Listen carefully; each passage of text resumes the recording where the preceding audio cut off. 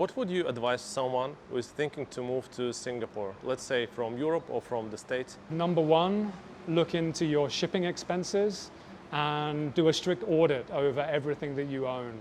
Decide actually, do I really want to take this with me or not? We shipped our entire home over here, and at the time, shipping costs I think were at an all-time high.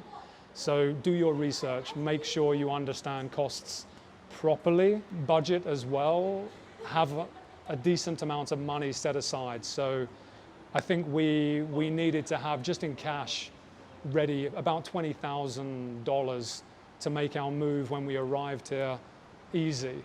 I think that for us that was really important. Other than that, we didn't do a great deal of research. We were actually keen not to do too much research before we came here, because I think you can build up. I think moving to a new country is like when you first fall in love with someone that you don't know. You have this idea about what they are like.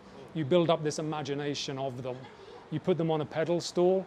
Then when you really start to know them, the reality is different. You become disappointed. So intentionally, before we came here, we didn't know a huge amount about Singapore. So it was a case of let's arrive, let's discover it, let's see what it is really like together. And so every weekend we take it in turns to decide what we're going to do, which part of the country or which activity or which place are we going to explore and discover a little bit more about Singapore. Make sure you've got enough money.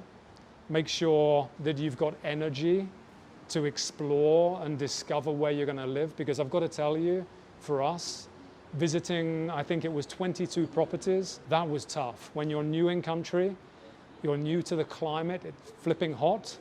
When you don't understand how to get from A to B, when you don't know where anything is in relation to each other, that can be tough. That could be an opportunity if you're in a relationship for having easy arguments. Yeah. That did not happen to us. But that would be my advice. Like, be prepared to set aside some time. I took a 2-week holiday from my work, and it was not a holiday, but it was necessary to properly acclimatize.